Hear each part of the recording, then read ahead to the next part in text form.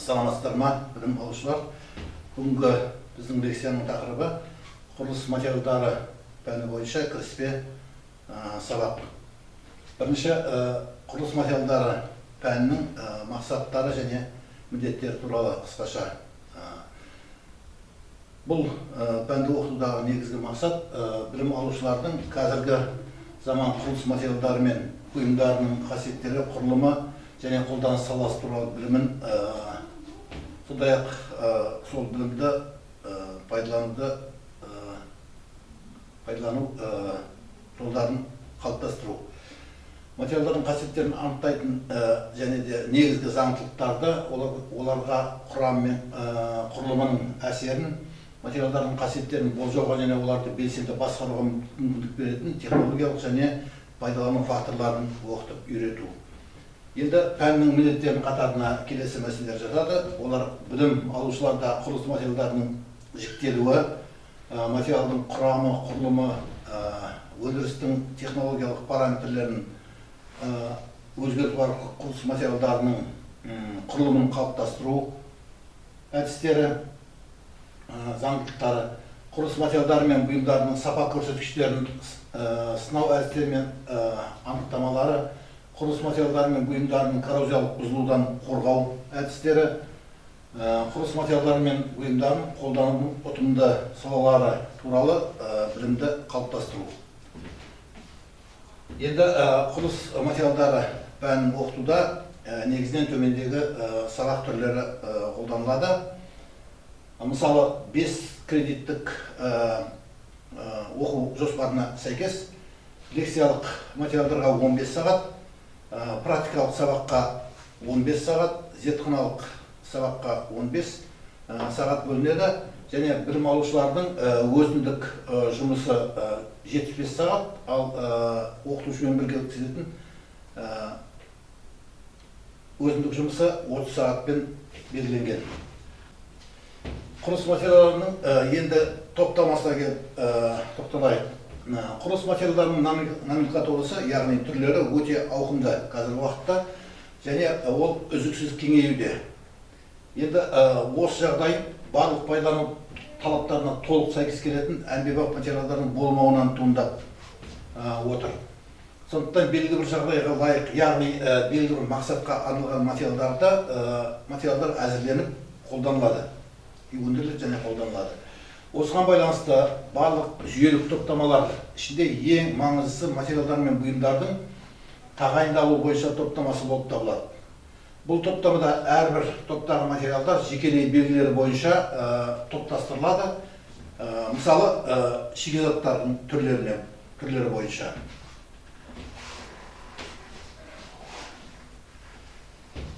Енді сол топтамаларға тоқталып өтейік.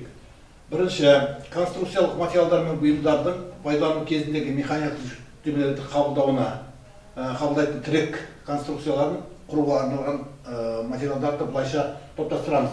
Бірінші, табиғи тас материалдар. Олар мысалы үшін бетоннан жасаған блоктар, тақталар, табиғи тас материалдан жасаған блоктар, тақталар, қиыршық тас, тағы басқалары. Екінші, жасанды тас материалдары қолданылады.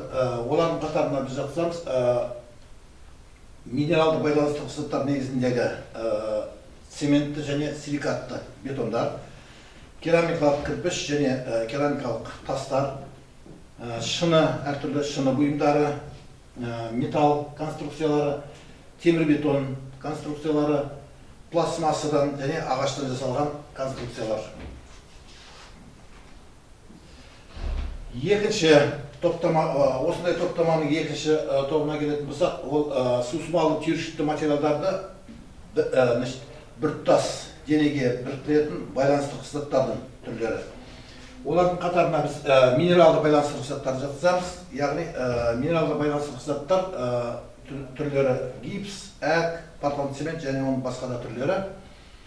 Екінші органикалық байланыстық заттар, олар битум және қарамайлар әртүрлі.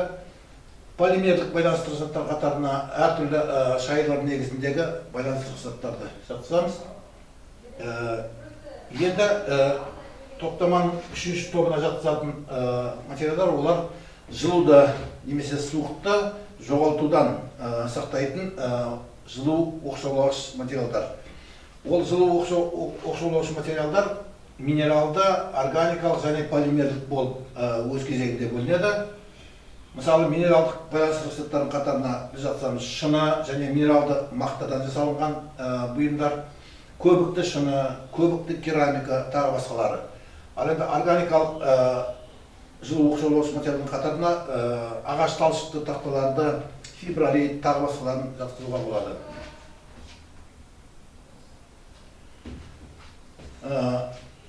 Топтаманың енді төртінші тобына жатқызатын материалдар олар конструкцияларды судан қорғауға арналған гидрооқшаулаушы, яғни судан оқшаулаушы материалдар.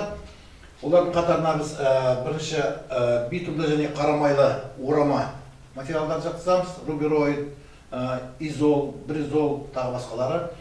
Екінші полимерлік негіздегі жылу оқшаулаушы материалдар. Олар мысалы үшін әртүрлі қабықшалар, кеуекті полимерлік негіздегі материалдар. Топтаманың бесінші тобына жататындар олар конструкция материалдарының сыртқы бетіне әсемдік түр беретін, сонымен қатар беттің санитарлық, техникалық, гигиеналық қасиеттерін жақсартуға және қорғауға арналған өңдеулік материалдар. Олардың қатарына мысалы келесі материалдарды жатқызуға болады. Табиғи тас материалдар негізінде дайындалған әртүрлі қаптама тақталар. Олар мысалы үшін табиғи тастан, яғни граниттен, мрамордан, тағы басқалардан жасалынады.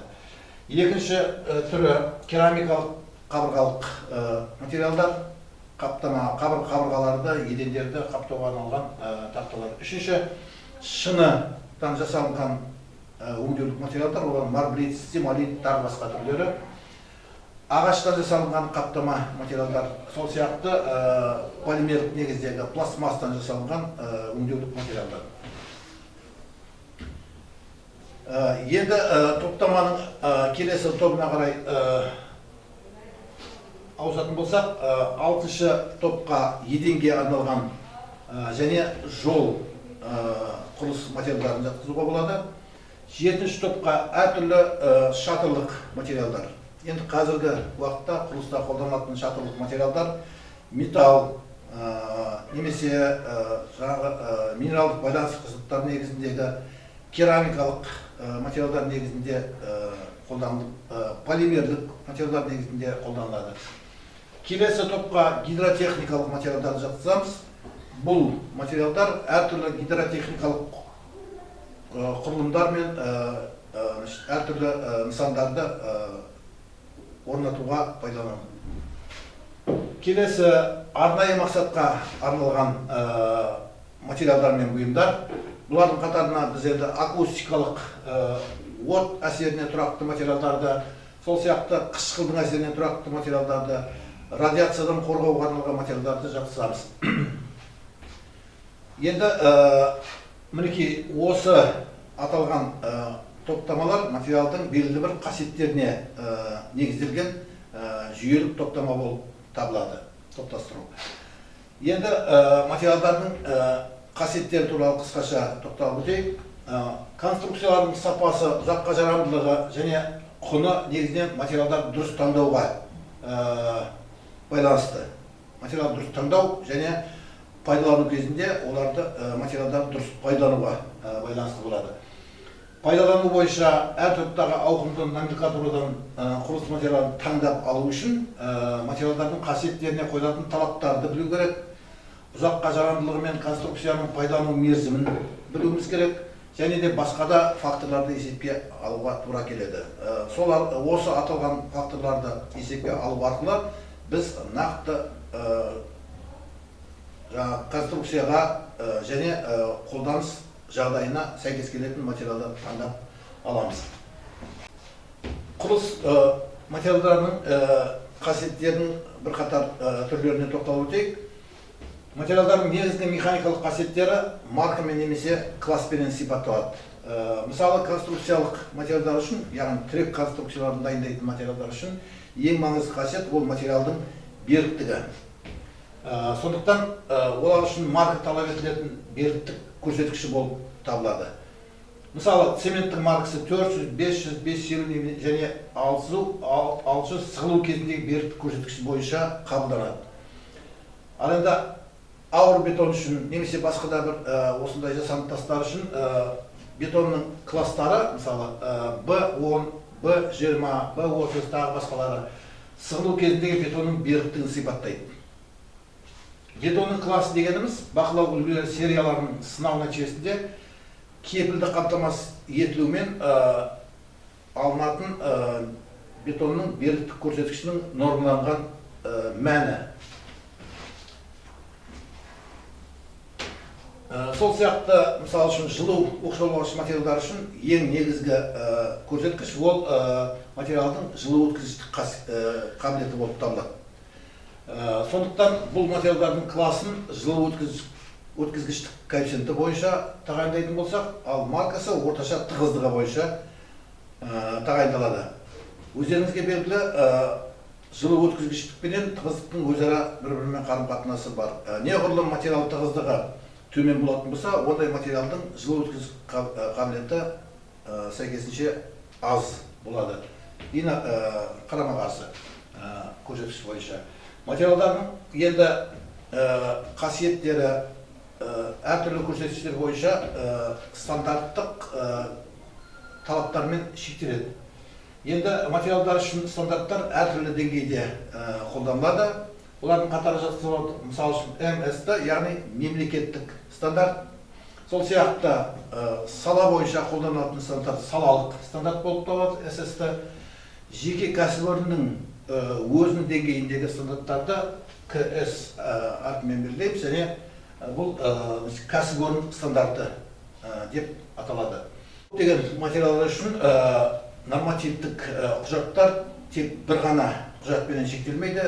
Ол материалдың әртүрлі сапалық көрсеткішіне байланысты бірнеше нормативтік құжаттармен анықталады. Мысалы үшін, портландцементтің және шлакты портландцементтің